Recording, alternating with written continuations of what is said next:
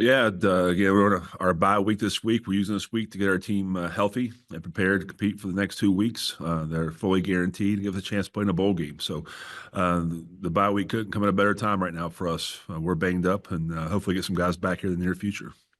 I appreciate that, Coach. As a reminder to our members of the media, if you have questions, go in reactions and raise your hand. We'll start off with Sam. Sam? Coach, obviously turnovers were a big part of the game this past weekend. What do you kind of look to see out of your team coming out of the bye to kind of get over the turnover woes? Yeah, that's been our Achilles heel all year, and we have to make sure we can't turn the ball over on offense, and we have to get some stops on defense. And really, for us, is playing better on first down. All last Thursday, we were in, third and mediums, third and shorts, and continue to do drives. So we're trying to find the best way possible. We have a great plan, but we have to execute that on game day. And then, Coach, you mentioned kind of getting healthy during the bye week. Are there any couple guys that you're hoping to have back for this kind of stretch run here, the last couple games of the season? Yeah, we're hoping to get Eli Wilson, David Larkin, Michael Hughes back. We'll know more about this week, but again, it's just, they couldn't go on Thursday. We tried all week to get them to go, and they couldn't go. So we hope Haywood played a couple snaps on Thursday. So did Anderson Castle. And so did Christian Horn. So if we get those 4 back or 5 back, we have a better chance to be successful. All right. Thank you, Sam. And not seeing anything else, Coach. Appreciate your time, and thank you for joining us today. Thank you. Yeah, I mean, obviously, first of all, I want to thank all the veterans of the country for all the things that they've done for the United States. And it allowed all the people that are actively serving, thank you. And it allows us to play this great game every weekend, land of the home and the brave. And so we're very fortunate that what they've done, and we thank them for that. Appreciate that, Coach. And as a reminder, if you have a question, go into reactions and raise your hand, and we'll be happy to call on you. We'll start off with Sam. Sam? Coach Beck, how would you assess, Braden Bennett's performance? Felt like it was really a huge game for him this past weekend, obviously getting 3 touchdowns. Yeah, I mean, that was one of the plans. I think Braden, being an older player, realized, we've struggled, right? And so we're relying on those senior guys, those captains, those players to come out and make plays. And he answered the bell, certainly. What an incredible game that he played super hard. I was really proud of him, what he did. And we basically said, hey, put the offense on me, Coach, and I'll help us get to the promised land.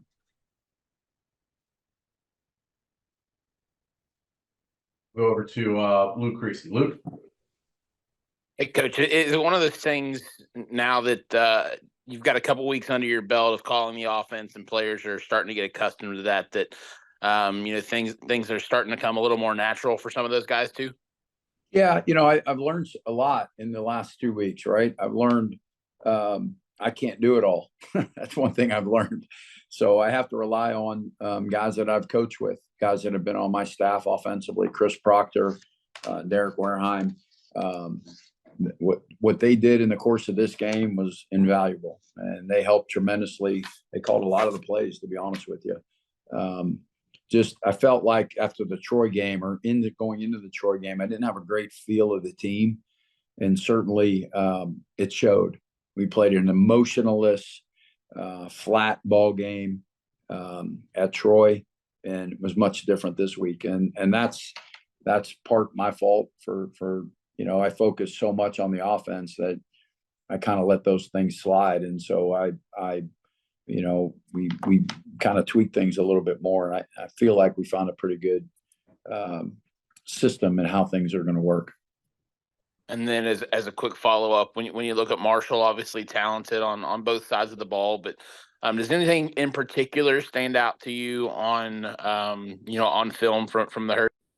Yeah, first of all, offensively, quarterbacks playing really well, man. They're really well, and the backs are all good, and they do a tremendous job of getting the ball in space and attacking people offensively. And defensively, great D-line. Obviously, Green is arguably the best player in the conference right now, the way he's playing. They do a good job. They're well coached. They're very well coached. They don't make a lot of mistakes. It's going to be obviously going there for the 75 game. It's going to be a big crowd again. And, we got to lock arms and go to battle. Go over to Joe. Joe? Hey, Coach. I was going to ask you about Luke. Asked my question about the schematics of Marshall, but did see the fun moment with ESPN with Barry and Mullen drinking the beer pregame. Looked like a lot of fun.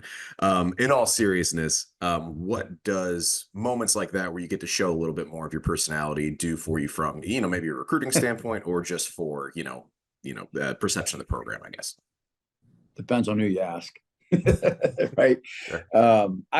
I think it was, obviously you get caught up in the moment, right? I mean, the crowd's chanting and everybody's excited and you're trying to get fired up to win a ball game, right? And so your emotion takes over, and, sometimes you act like a 12-year-old, you do some dumb things. But the whole environment, having ESPN here, and what our fans did, what Teal Nation did, what our Conwave, which is what we call our student section, what they did, man, that was second to none. That was an electrifying event. What Chance Miller's done with our pre-game and our atmosphere on game, our new athletic director, is phenomenal. And I couldn't be any more proud and more happy to be here. We got time for one more from Adam. Adam? Hey, Coach. Just one thing to reflect on is your defensive performance last week against App State. You forced the 3 turnovers. Clev has a great game in the backfield with 3 sacks, 3.5 tackles for loss. Just how important has your defense been so far to this point? And what kind of motivation does those types of plays give your team, especially, as we're getting here later into the conference part of the season? Yeah.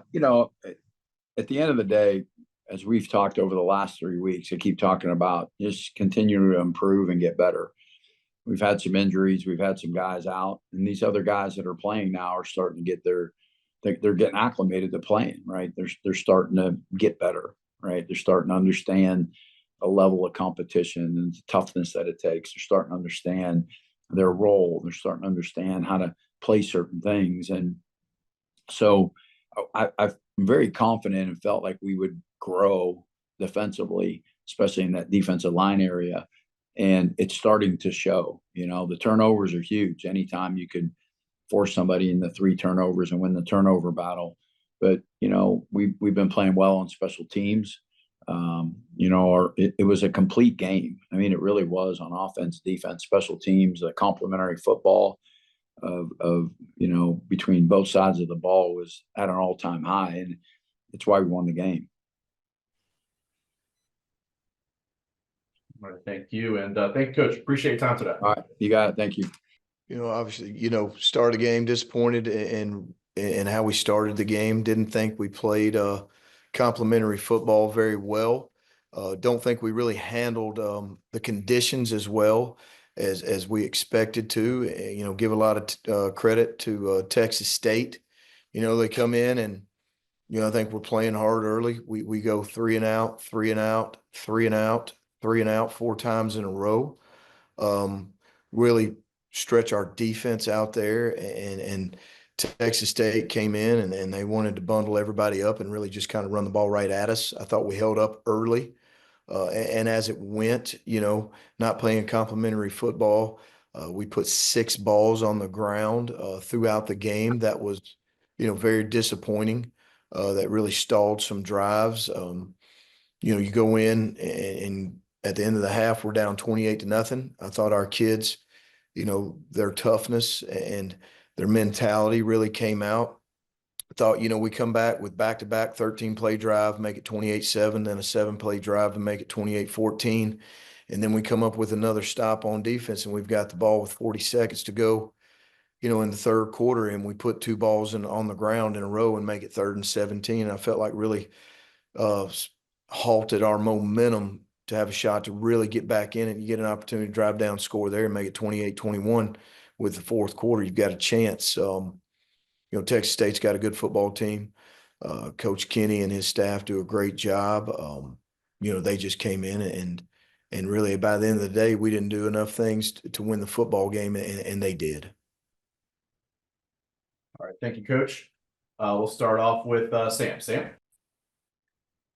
Coach, not to totally rehash last week, but obviously you mentioned the conditions. Was Brad Jackson somebody that you guys were kind of anticipating seeing or you had on your radar for Texas State? And then, once you did see him start to get some film on him through the series, were you able to make some adjustments there?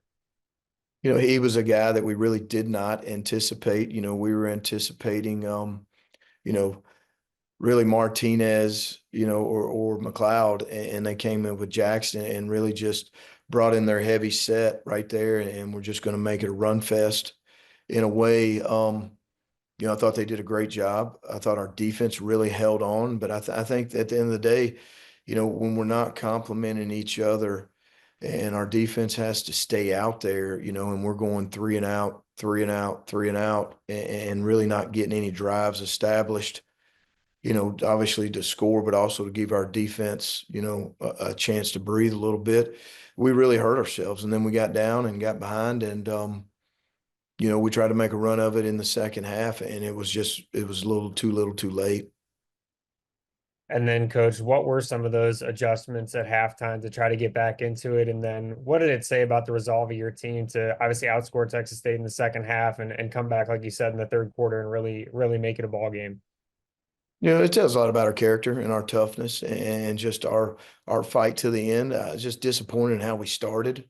And give Texas State credit. Now, they got a good team, and they're coached really well, and they're physical. Their defensive line, I thought linebackers were really, took the fight to us, is a way to say it.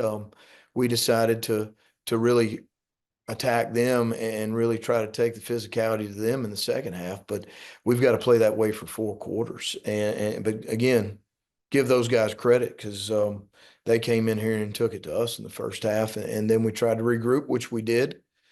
And we almost had to play a perfect half. We score our first 2 drives. Then we go 3 and out. We put 2 balls on the ground, and then we drive down and fall down and throw a pick. Turn the ball over. They were able to get 3 points. Then we drive all the way down the field and kick a field goal, and then they run the clock out. 6 minutes to go, and give them credit. They were able to establish drives and really end the game right there. Let's go over to Adam. Adam.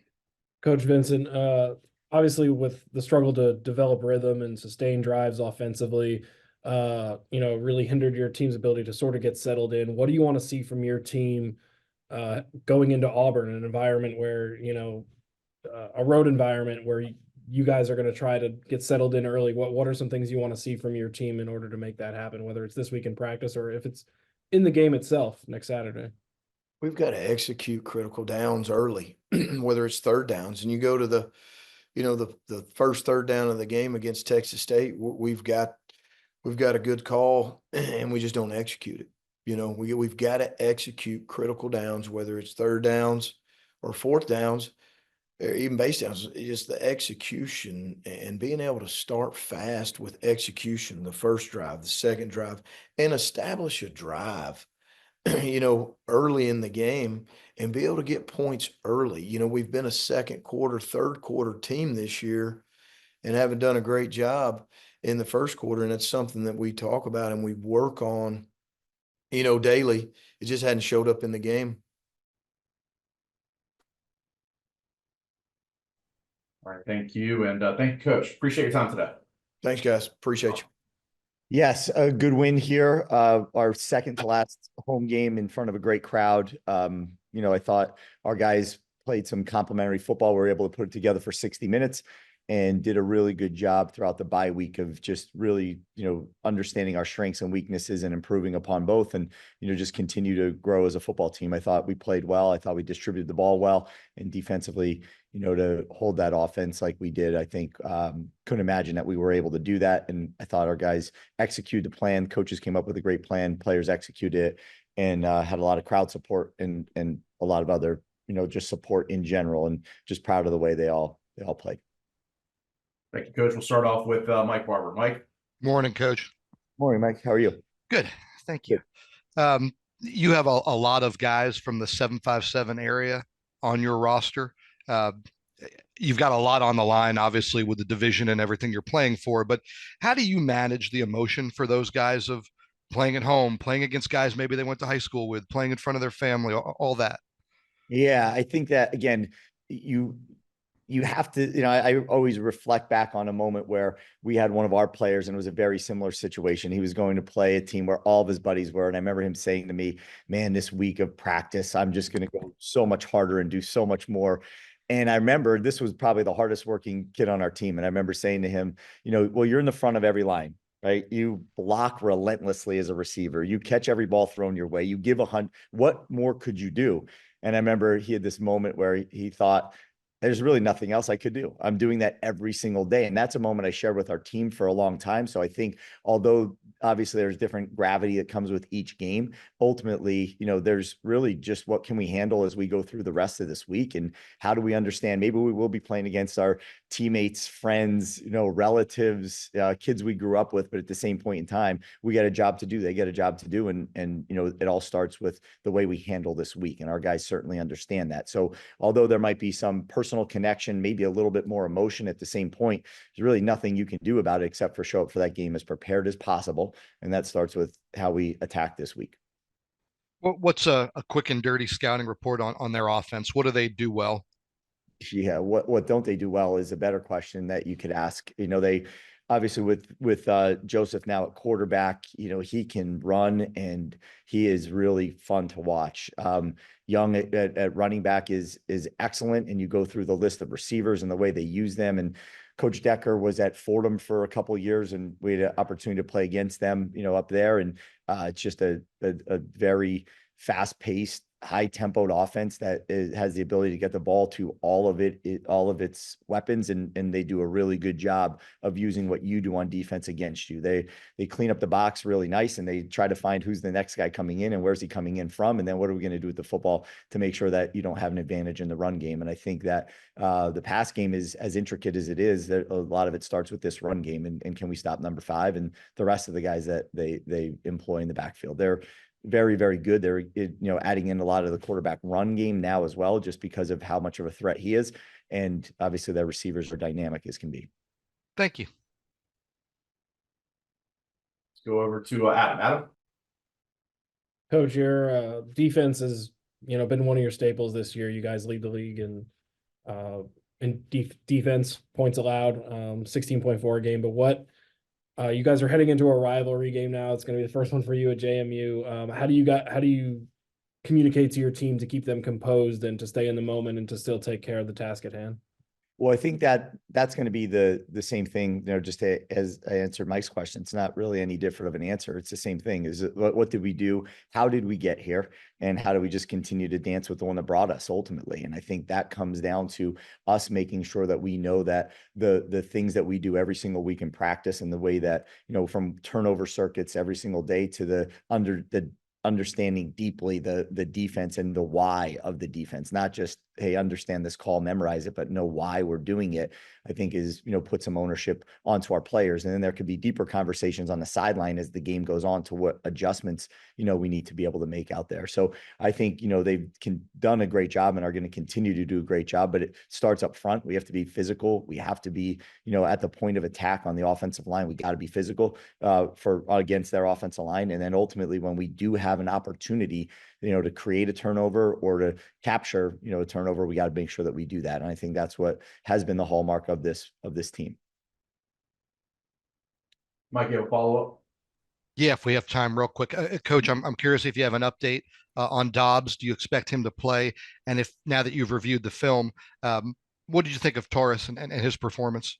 I thought Torres did a great job. I thought he did a really, really good job. I thought that, Ray came in and did a really good job. And I thought, Trent Hendrick did a great job of making sure that he communicated with them and kept them, on the same page with him as they went through that game. Their communication to the D-line was great. There was a couple different things they had to do throughout it, as far as setting the front and checking some blitzes and doing things of that nature. And I thought they did a really good job in Dobbs's absence. I thought our punt team did as well. I thought that the guys that stepped in there for him did a really good job as well. And we're hoping to get him back here, this week. Thank you. Thank you. And I thank you, Coach. Appreciate your time. All right. Thanks so much. Yeah, really, really good win versus a really good opponent on Saturday, and some crazy conditions, the rain and driving an hour and a half on game day, and a lot of things stacked against us. But man, our guys came out and played really well. That the coaches, brought a lot of energy. That the players brought a lot of energy. We knew we were going to need that. Playing a really good opponent on the road. So just really, real happy for our guys and our coaching staff coming out of Monroe with a win versus a really good team with really good coaches. Questions? I appreciate that, Coach. I'll start off with Jacob. Jacob? Yeah, good morning, Coach. Congrats on Morning. the epic night for I guess mid-morning game for Brad Jackson. But it's kind of something you expected out of him once he joined you guys in the spring. Can you just talk about his development? Obviously a true freshman that we recruited that we thought really highly of in the recruiting process. And, once he got here in the spring, it was evident very early on that this dude is special. And he's probably the strongest guy in the room. He's got a 4.0, really fast, really good learner, processes things really well, tough kid. I thought, given the circumstances and the rain and his running ability, I thought he played really well given the circumstances, on ESPNU and national television. So pretty special day for that guy. And just to follow up, if I may, Coach, can you just talk about that room in general? You got the Sunbelt Player of the Year, or the reigning Sunbelt Player of the Year, and Jordan McLeod. You got Brad Jackson, obviously, PJ Hatter, RJ Martinez. Can you just talk about that room in general and the support that they have? Yeah, I think we got a good room in there, and like you said, a guy like PJ Hatter that's a really talented guy too, that's got a bright future. So we got a good room, and we got to get those guys healthy and get out there and got a really good opponent this Saturday. And we'll go over to Sam. Sam? Coach, obviously a lot of attention on the quarterback, but also Deion Hankins seemed to have a really coming out party this weekend as well. Does that provide a new wrinkle for you guys in the run game kind of moving forward? I know obviously situationally with the weather this past weekend, but maybe a different look at running back as well.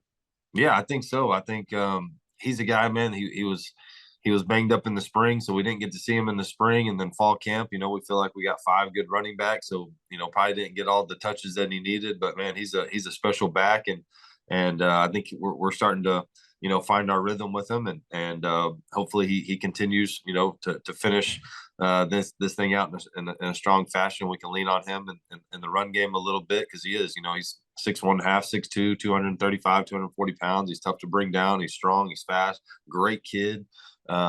So yeah, man, we got to utilize him and him and Ish and Torrance and Lincoln Perry and Jalen Jenkins. I mean, we got a really good room in there. So I thought it was really good to see kind of all those guys kind of find a role and get utilized on Saturday. And then, Coach, as you look to get bowl eligible this weekend, what do you feel like you guys have to do really well against Southern Miss as they come in for you guys' homecoming game? Yeah, still diving into Southern Miss. Film wise, I know obviously coaching change, had a ton of respect for Coach Hall and what he's done, and look forward to being able to compete against him. Obviously that's not the case. And I know, they had another coaching change this week. So we're kind of diving into the film and coaching staff and kind of what that looks like personnel wise. And so I have more answers for you later in the week. Thank you. And thank you, Coach. Appreciate your time. Appreciate you. Yes, very disappointing loss at JMU this past weekend. Got to give those guys a lot of credit. Got to go back to the drawing board in all 3 phases.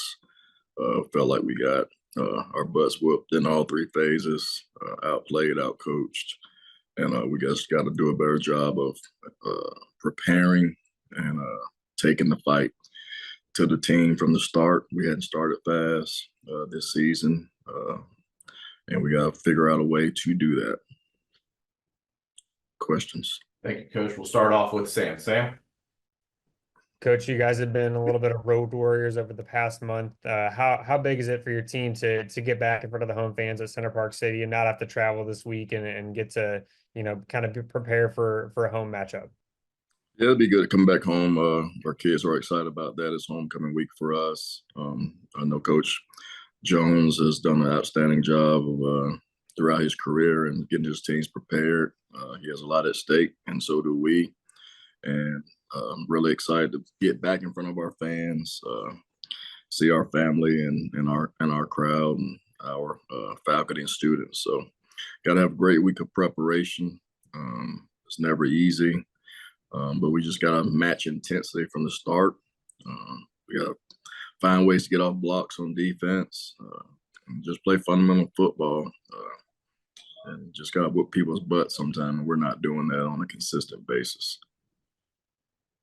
And then, Coach, you mentioned Arkansas State. I know it's early in the week, but dynamic quarterback and Jalen Rahne. What makes them such a challenge to prepare for and defend against?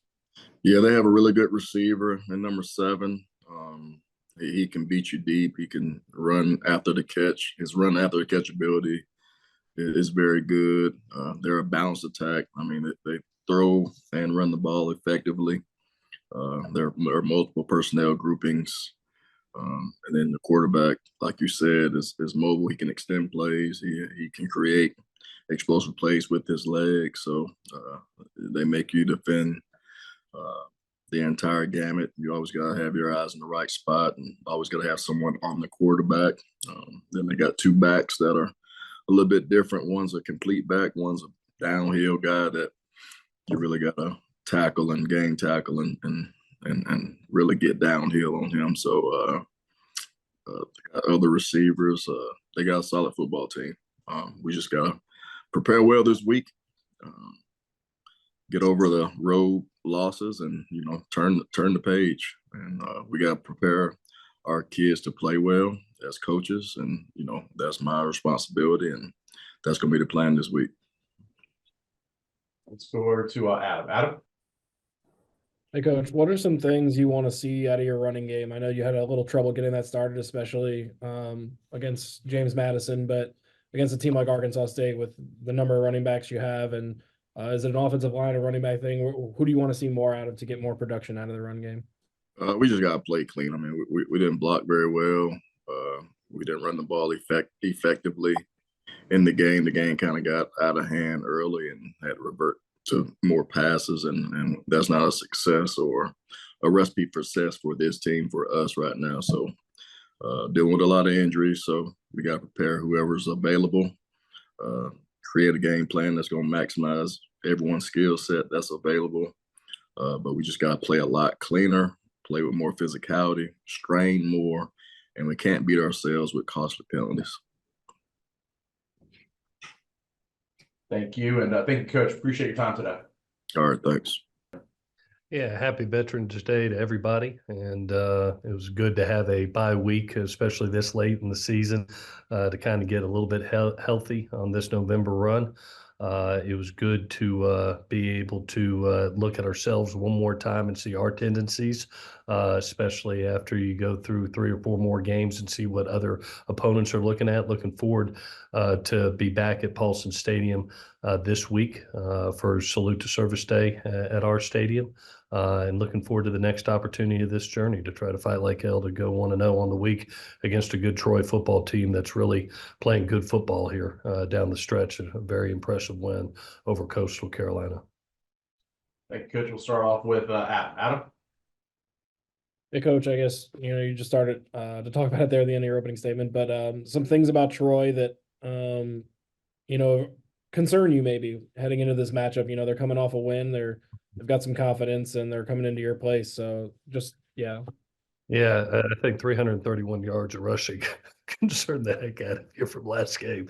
Really impressive. I've always respected Coach Parker and the job he's done. Great offensive mind wherever he's been. And what he's done a really nice job of is kind of finding their identity offensively. Anytime that you have staff transition and you're trying to figure out quarterback skill, what to put together, they have consistently improved offensively. And I think they've really found a nice identity for themselves. And they're playing their best football down the stretch. Their team has improved each and every game.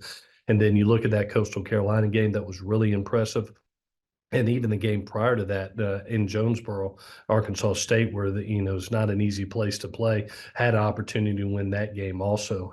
So I think they do a great job across the board. They've always had that championship mentality. There's a lot of pride with that program, tradition with that program. Those players, you can tell, play hard, and they've gotten better each and every game, and they're playing their best football of the season down the stretch here.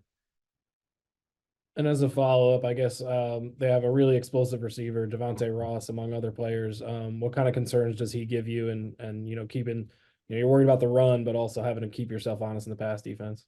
Yeah, like I said, they found their identity. There's a reason that he's the second leading receiver in our league. They're running the ball, and then you try to come up to run fit, and they're finding him in the back end. And so that's one of the reasons you're looking up, and they're putting points on the board down the stretch here. With 30 plus and back-to-back games, and they're really doing a nice job. It's going to be a huge task for our defense to be able to attempt to stop this powerful run game with both Taylor and Green, and be able to try to limit explosives in the back end with a talented receiving corps.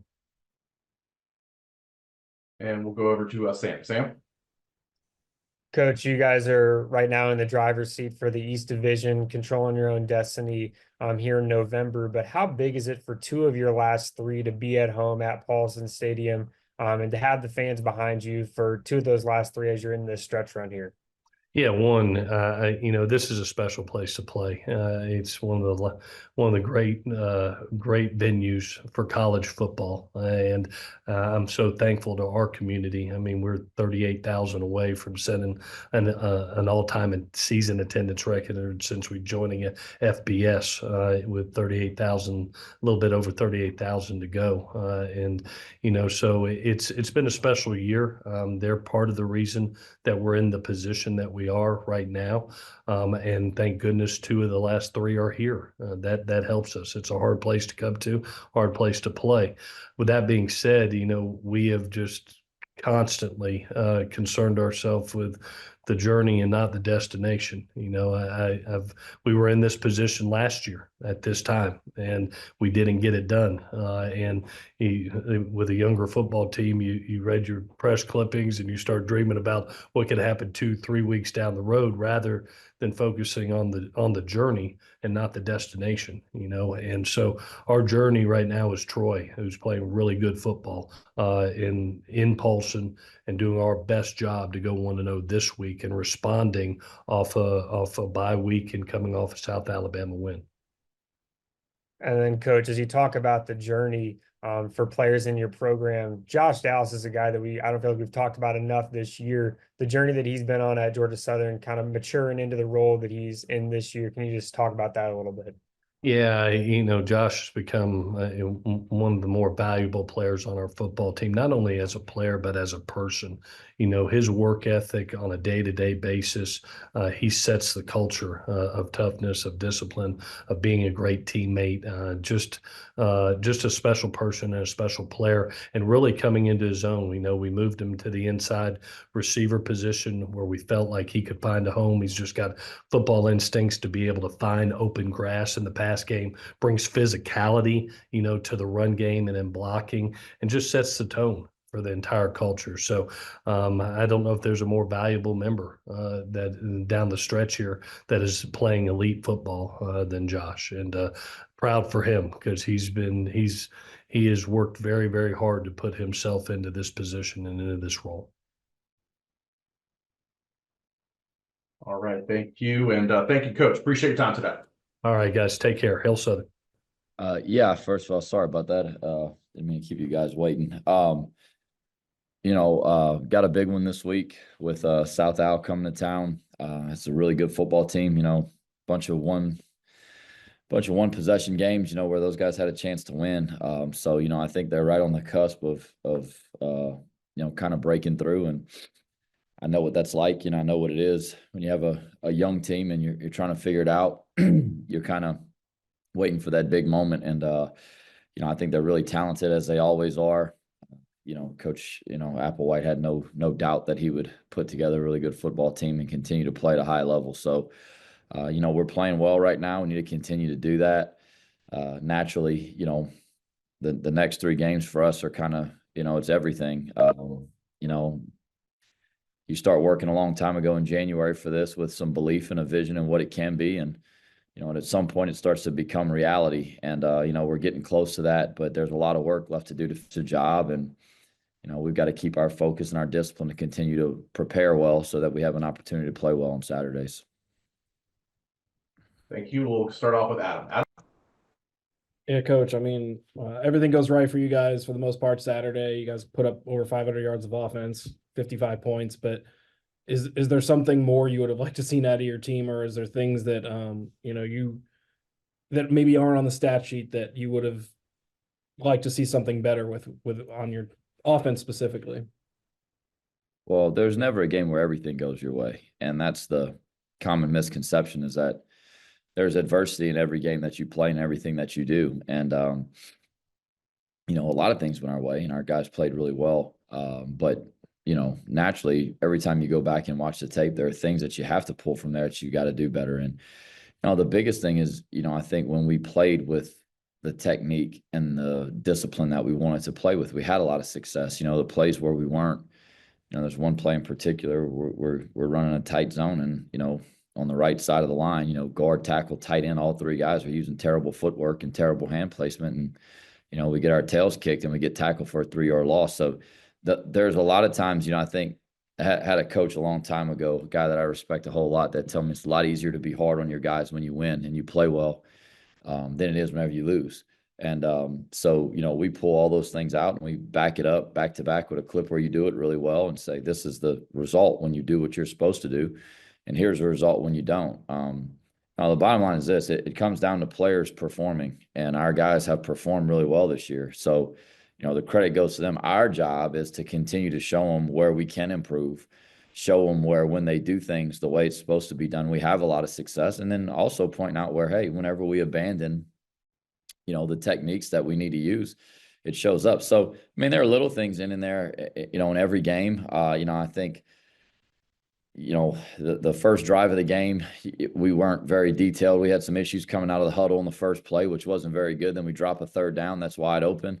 That doesn't mean that you're real focused right there coming out to start a game, which was a little bit disappointing.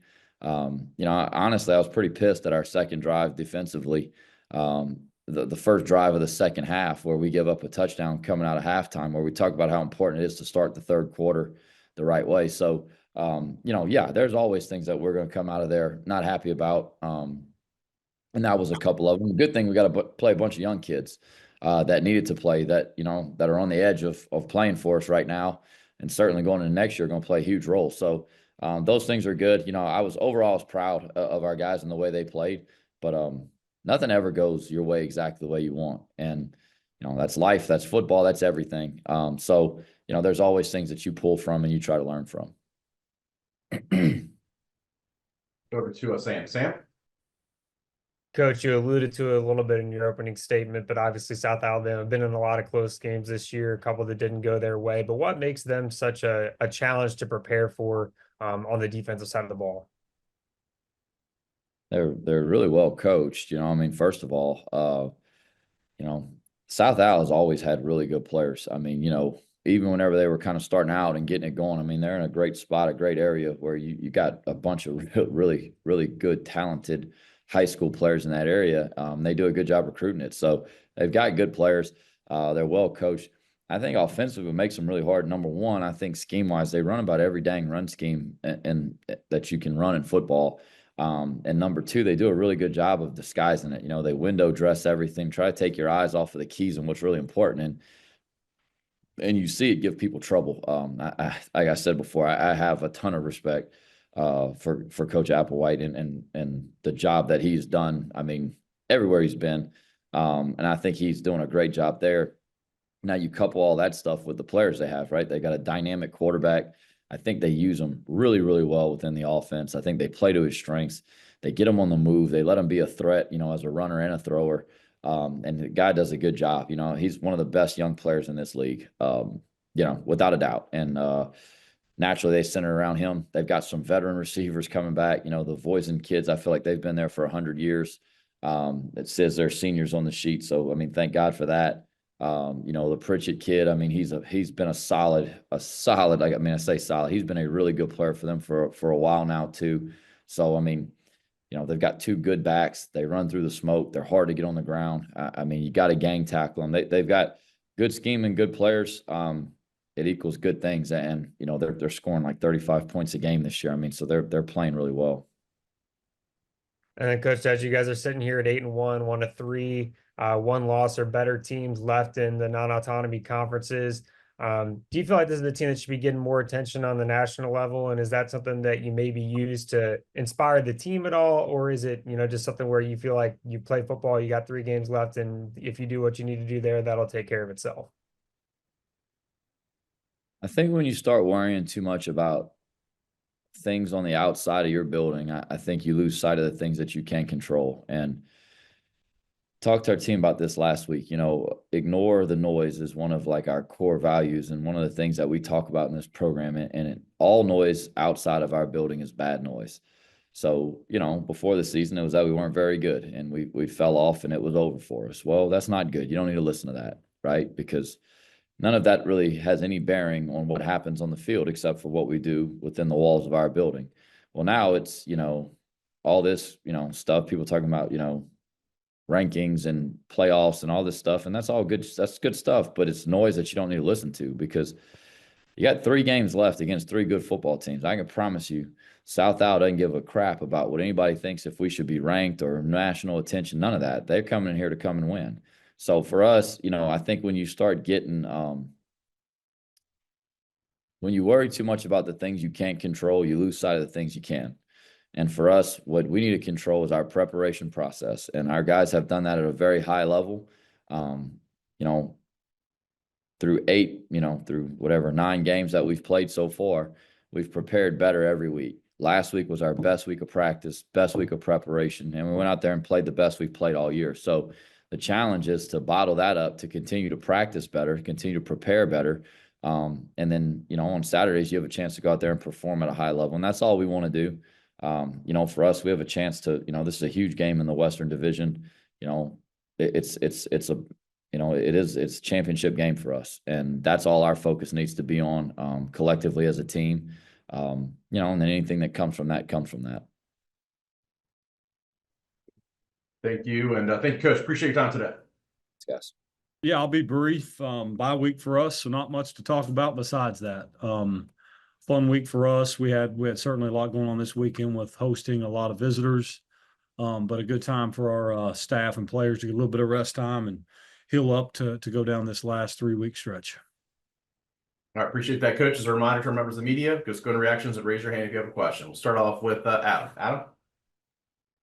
Coach Parker, you can, you know, evaluate your team week to week and see certain areas of growth or things you did well. But to this point in the season, what area of your team do you believe has shown the most growth from the time camp started to going into this week's game? That's a good question. I think, you know, for us, I would probably start our offensive line. There's probably 2 or 3 reasons for that. The first one being health. And then we found a combination of players that have been unselfish to move spots and change some things around. And those guys have played together now. This will be the 3rd straight week that we finally put out a starting lineup that's been the same. Before that game at Ark State, we hadn't put out one that way. So I would say you start there.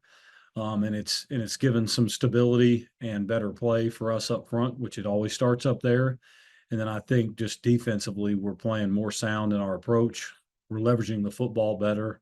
Our coverage drops and details of that have improved, and I think that's put an upgrade to our play as well. So I would highlight both those as to why things are improving. Go over to Sam. Sam? Coach, obviously, you know, getting everybody healthy and getting a week off is important at this time of year, but coming off of a big win, probably your biggest win of the season so far going into the bye week, was that good to kind of motivate the team for this stretch run in these last 3 games that you guys have here in conference play? Yeah, because it's, you know, all of them, you know, you certainly, we all know that there's more meaningful times of November that are coming ahead for Troy, and we hope very soon, and that's what the process will be. But this is still a measuring stick for us to get where we want to be. And I think anytime you can finally change momentum and put a good feeling in your locker room, everybody was begging for it. You know, our response in our locker room after the game, the response of the week, and just how everybody, what that does to everyone. It puts an exclamation point on the work that's been put in and the improvement too. So it certainly helps. I would be lying if we said it didn't. And I think for us to capitalize and handle that piece of success and move forward is going to be key. And then Coach Parker, you talk about the measuring stick. You get an opportunity to go up against the East Division leader this weekend, and then Louisiana, who's undefeated in conference play the week after that. So talk about that opportunity that lies ahead for Troy, obviously in a year that maybe hasn't gone the way you wanted it to go, to have an opportunity here in November against those two teams to kind of make some program defining wins. Yeah, well, it's what you said. I think there's no better, I guess really you would say, to put us in a position to finish the year with what you said on the East and West side and play those teams. And to be quite honest, like we all know the expectations for Troy to be in those positions. So for many reasons we're not, doesn't matter why we're not, what better thing to do to go improve and go play those teams and put yourself up and measure it. They've done a fine job, and it starts with Georgia Southern this week. For us to go over there at a great venue to play on the road and play against the leader on that side is a tremendous, tremendous opportunity for us, and one that our players, I know, will obviously celebrate going over and doing. And we'll go over to Adam. Coach, and going back into this matchup against Georgia Southern, what is something that has to go right for you guys to be successful on Saturday? Well, I hate to be boring, but turnover margin is going to be key. We've got to find a way to go +2 in this game. You know, I think it'll be a key piece to the game. On their offense, they carry as much offense as any opponent that we have faced all season. So managing just the mass of offense and all that they do with perimeter, RPO throws, screen game, and all the above, it puts you in conflict every snap. And then they do a really good job of finding tricks and gadgets to find explosive plays too. So I think us managing all that defensively is going to be huge in this game to try to reduce explosives. And then on offense, we've got to find a way to block multiple looks and what they do to you, especially on third down and those things, to put you in conflict as well. Those are the two key pieces of the game, and we've got to make sure that we find a way to stabilize and neutralize special teams play, and then win fights when we can. Thank you. And I think, Coach, appreciate your time today. Absolutely. Yeah, just disappointing game this last weekend against Marshall. I felt like we had a good week of practice. I felt like guys were ready to play, and I thought they came out excited to play. Marshall's got a really good football team. Coach Huff does a great job there, and they're a very physical football team. And, give you a lot of challenges on offense and defense. But it's a kind of same song, different verse for us. We have so many self-inflicted issues in that game. A lot of penalties. A lot of times not being in the right gaps or coverage being off and not taking our right drop. So, we got to continue to work on us. We're not a very good football team right now, and we could be better than we are. And, until we find a way to fix our own issues, it's hard to worry about another team we're playing. Appreciate that, Coach. We'll start off with Hunter Dawkins. Hunter. Coach Stringer, going to the game on Saturday, one of the things I was wondering about was, have y'all been focused on offensive production? I mean, I can understand, trying to get the ball at least in certain places and things like that. But as far as from the offensive line, as far as moving the ball down the field, at least, you're punting, your special teams, your defense look pretty solid, at least for most of the game. But just as far as the offensive production, if you don't mind, just telling me about that, Coach. Yeah, not very good. We there were times we did some good things, but we also just have such bad time penalties. Like it seems like every time we rip off an explosive run or a big play, there's a penalty involved, and that throws us back behind the chains. And with a young quarterback like we have, playing behind the chains it's not going to be our strength. We need to run the ball. We need the quarterback to be able to run the ball. We need to allow him to drop back or play action pass in times that are good for us, and not defensively opportune times. So yeah, we just not very good. A lot to work on there. We've got some players that are capable. And like I said, there are times when we were able to move the ball, but just consistently, we're not doing what we need to do there. Go with Sam Schuyler. Sam? Hey, Reed. There's some reports out there that Chip Long has been fired as the offensive coordinator. Are you able to confirm that, or is he still your offensive coordinator moving forward? No, Chip Long is no longer with our program. With these 3 weeks to go in this season, with the job that I've been tasked to by Mr. McLean, I just thought it was the best interest of our football team to move in a different direction, and that's what we did. We had a conversation yesterday, and we started the process of what that's going to look like this morning, and we'll continue to work on that today. But like I said, I want to give our guys a chance to win some football games. So I got to do whatever I can to fix some issues we have and do the things that I think our team needs to be able to do. So yeah, we made that decision, and we'll move forward. If I could just follow up quickly, do you have an idea who might be serving as offensive coordinator, who will call plays moving forward? I've got some ideas. We're going to coordinate as a group. I think that's probably the best thing to do right now. Probably not going to name a coordinator. I have a pretty good idea who I want to call the plays. I just want to have some more conversations with that and just kind of get through the day and start game planning. But yeah, we'll have that. Just not ready to say right now. Got it. Thanks. Go over to Heath Hinton. Heath. Hey, Reed, first of all, is this like the same situation in the last year where you had offensive line and somebody else collaborating on the play calling? Is that kind of what you're looking? Is that what you're wanting for these last 3 games? Well, yeah.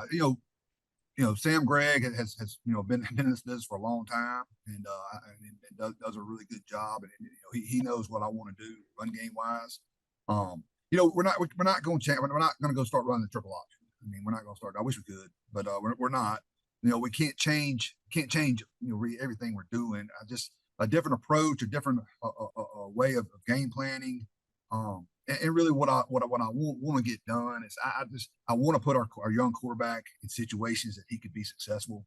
I want us to quit beating ourselves. I want to quit getting penalties. What I want to do is I want to go play a clean game to see if we can win a football game and not just beat ourselves.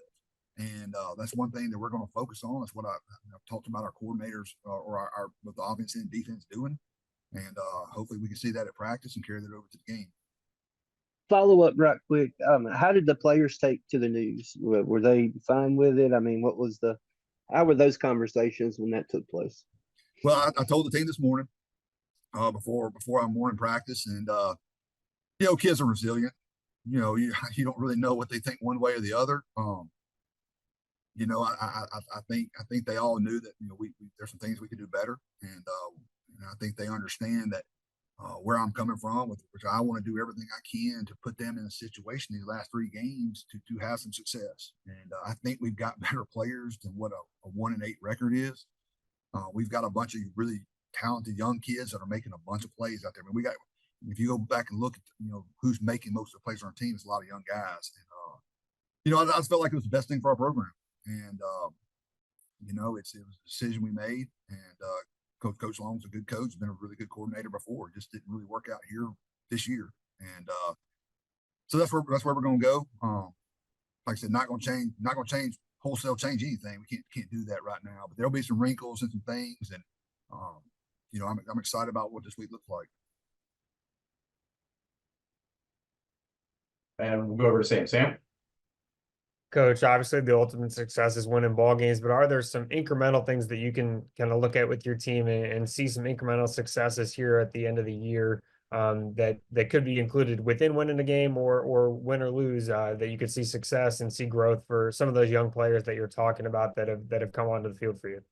Yeah, that's a great question. I was really happy. Not happy about the game at all or the outcome of the game, but I actually enjoyed watching the fourth quarter of that game. We played a lot of young players, and then some of the young players have been playing all game already. But then I thought our guys played so hard. They played passionate.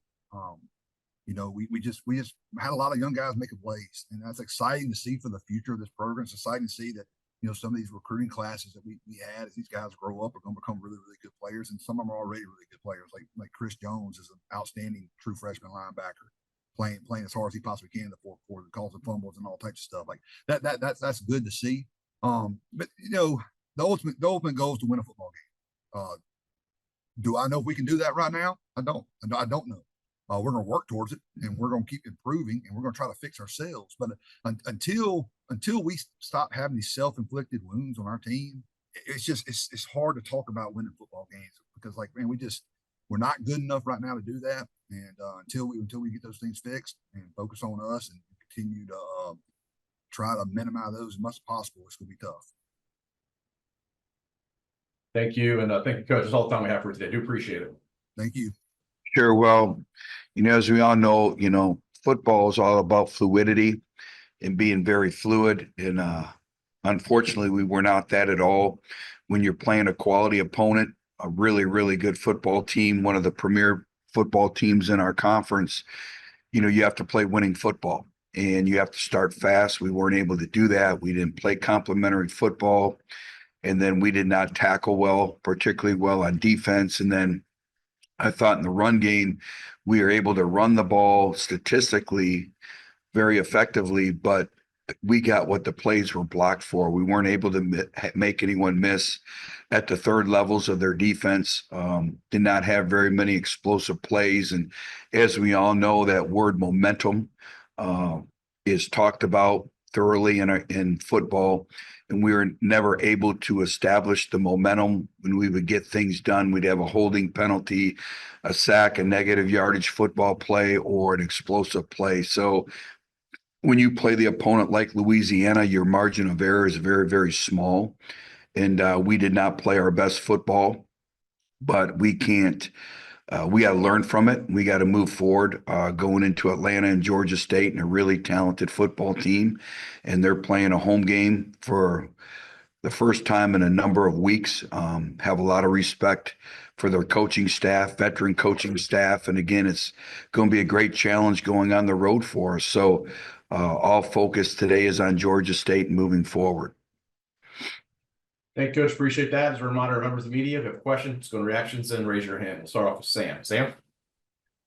Coach Jones, you talked a little bit about wanting to start faster, and clearly that was a key in this past week. But what were you guys able to do in the second half to extend drives and be able to get the offense going a little bit more against Louisiana? Well, Sam, I think first of all, when you really look at the nuances of the game and the way it started, we were able to generate a 3-and-out. You know, we did start kind of fast that way. And then, you know, we thought we had a missed opportunity with a possible explosive play. It's a game of inches. We weren't able to execute. And then a couple plays later, we throw an interception. Then defensively, we have to go out and we have to shut them down with sudden change. We're not able to do it. That it's 7-0. And then when you look at the next possession, we drive the ball down the field. We're in scoring territory, and we have 2 catastrophic drops, one on 3rd down and one on 4th down. And then they come out and again, they execute and they drive the ball down the field and they kick a field goal, and it's 10-0 before you know it. And then all of a sudden we get the ball, we drive the ball, we have a first down, we're generating first downs on early downs, and then we have a pre-snap penalty, and it's 1st and 15.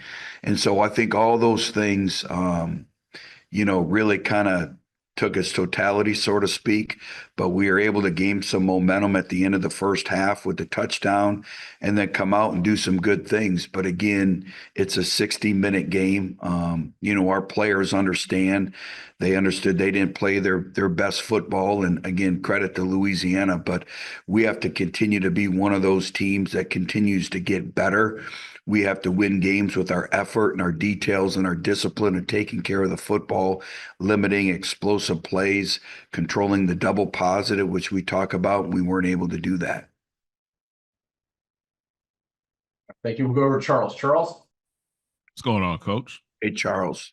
Quick question for you, man. 3 games left in the season. What's the message to the team after a loss like this?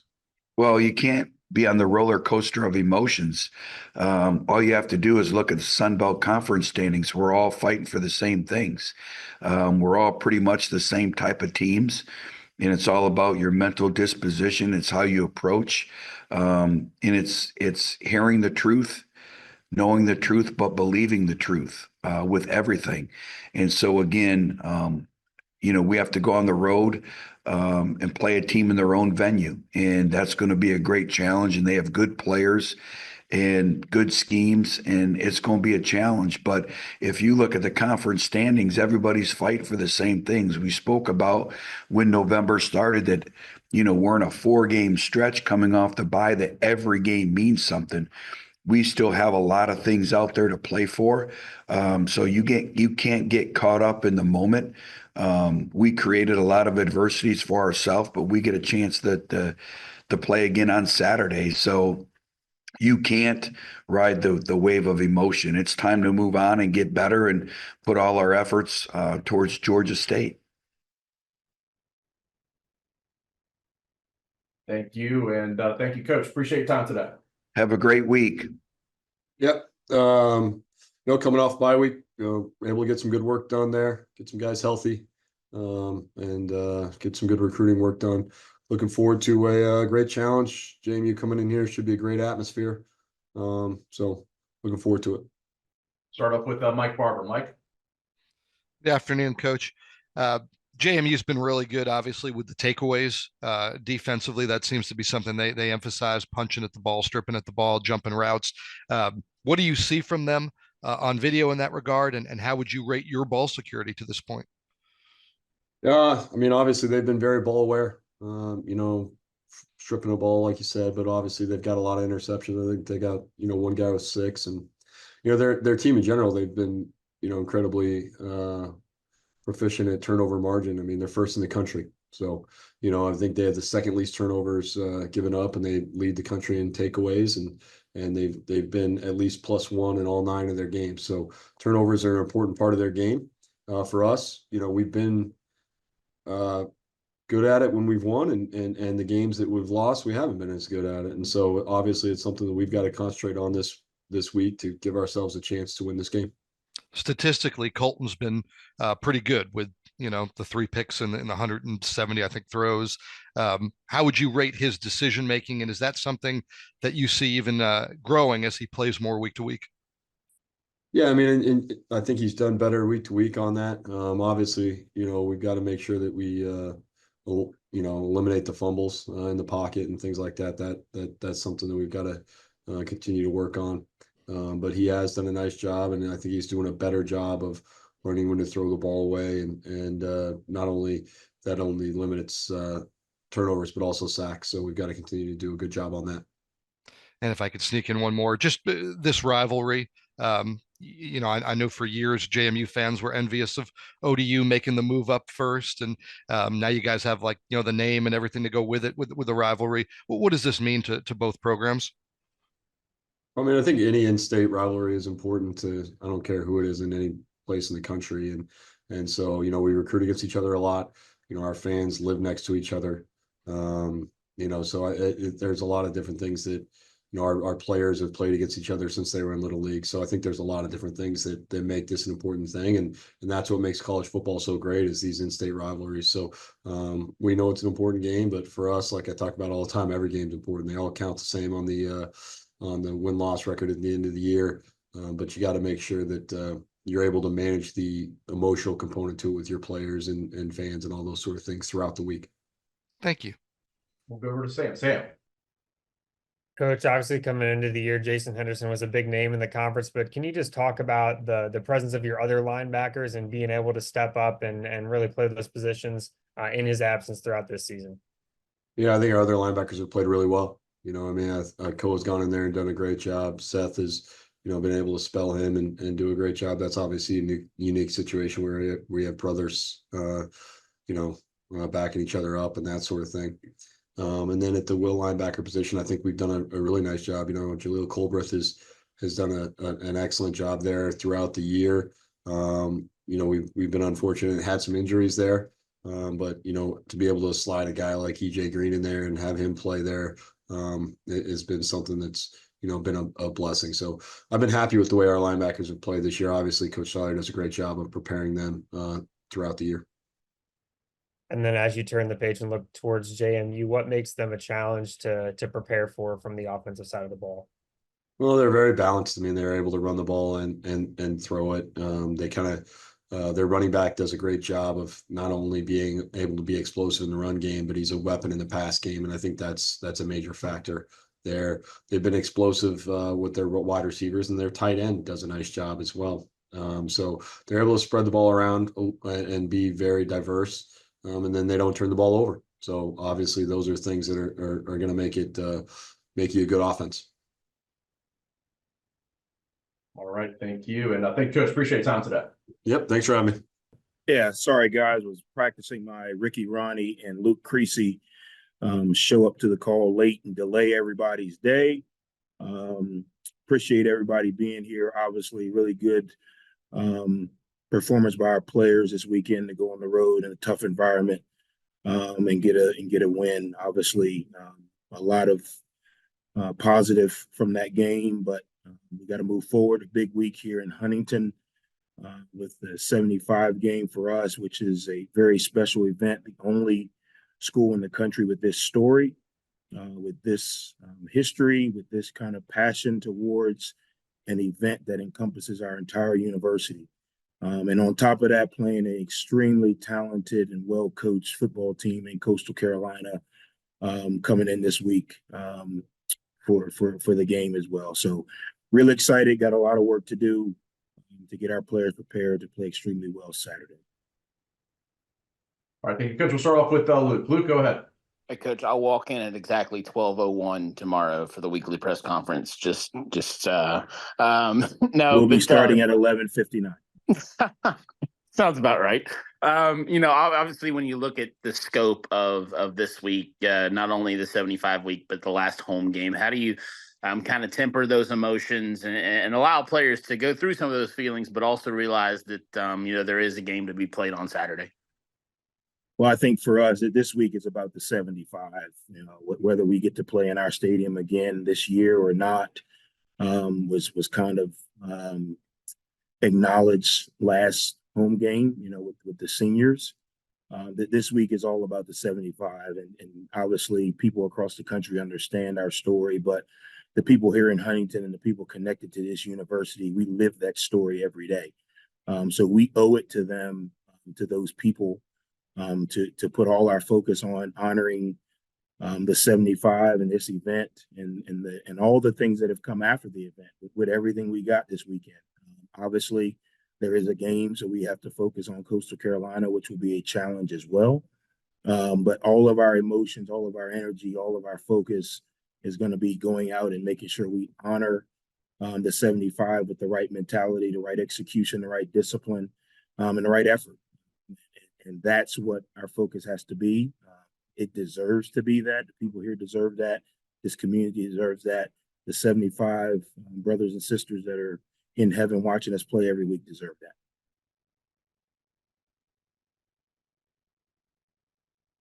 We'll go to Sam. Sam? Coach, as you look at Coastal Carolina as your opponent this weekend, what kind of a challenge does it present to your defensive staff to prepare in that they've made a change at play caller and are doing some different things with Tim Beck now calling the plays? Yeah, Coach Beck obviously he's done this before, so it's not his first rodeo. And I think he's done a really good job of calling the plays that his players can run. I think that's the biggest key. And he's obviously got a really good feel being the head coach of what his players can execute. He's putting them in really good position. He's challenging defenses with, formations and motions and shifts.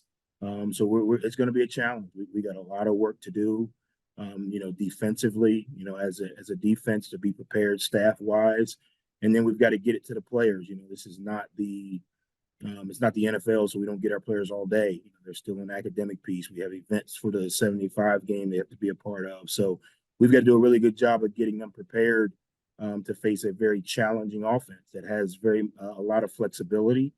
You kind of look at some things that they've done early in the season that they did well, even though, Coach Beck wasn't calling those plays. Those players still ran those plays well. And then you look at kind of the last few weeks when Coach Beck's been calling it, what they've done well. So it's almost like preparing for two different teams, if that kind of makes sense, or two different philosophies or thought processes. And then also not putting our players in a position where we play slow or we don't play aggressive. So yes, it's going to be a challenge. Again, Coach Beck's been doing this for a long time, so we expect him to challenge us. We expect him to put his players in very advantageous positions. And then Coach F, obviously other goals still lie ahead, but getting bowl eligible for the 8th straight season this past week, what does that say about the consistency of the Marshall program and just the success that you guys have been able to have since taking over as well? You know, obviously Marshall has had a history and tradition, you know, of success, but I really think a lot of times when you look at it that way, you take for granted college football has changed. And for our players and our staff to come in and get through, we've really been through 3 changes, you know, COVID our first year, a new conference, you know, our second year, and then, you know, NIL and transfer portal our 3rd year. And for us to be able to still be successful, that says a lot about our staff. It says a lot about our players. I think sometimes, and rightfully so, I've been a lot of places where expectations are high and you expect to make a bowl game. There's a lot of teams out there right now that cannot make a bowl game. And they've had traditions of making bowl games, and they have coaches who are doing a really good job. And for whatever reason, the circumstances don't allow them to do that. So I don't want to take it for granted.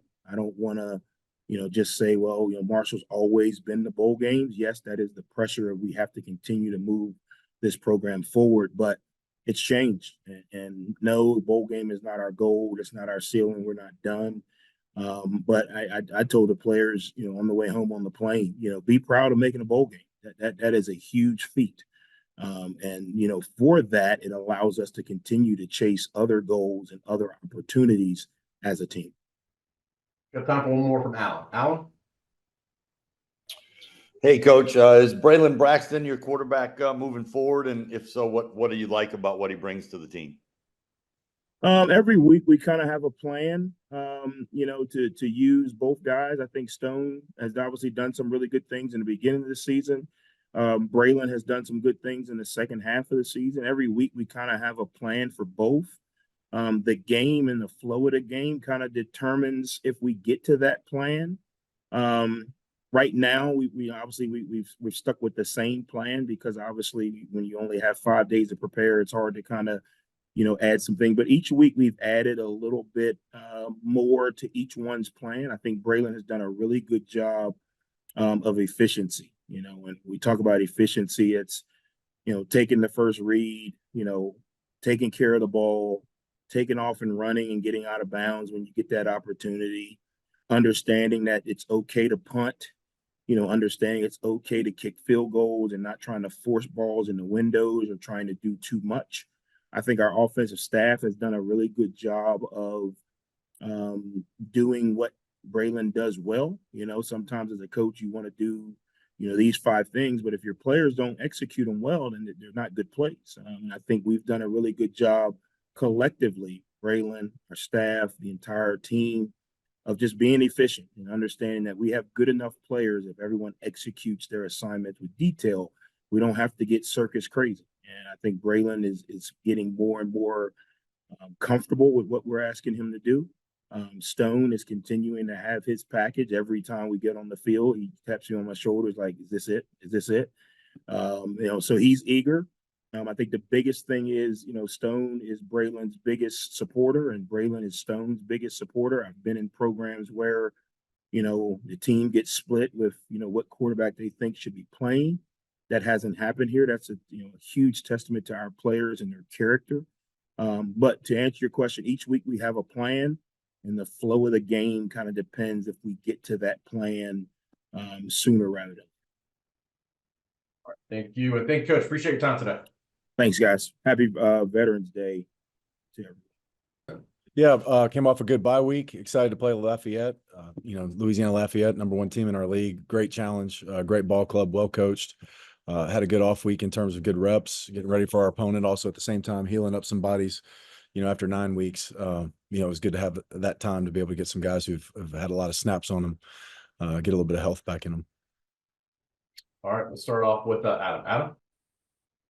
Hey, Coach, diving right into Louisiana, obviously big challenge at hand, but a huge opportunity for you guys as well.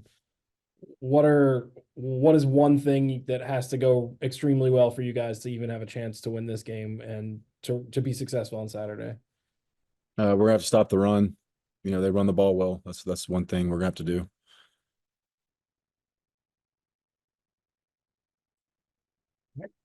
We'll go over to Sam. Sam? Coach, do you feel like having a veteran quarterback like Ben Wooldridge and a guy that's been in their system for multiple years has been a key to Louisiana's success this year? And then if so, how do you plan to try to slow him down this weekend?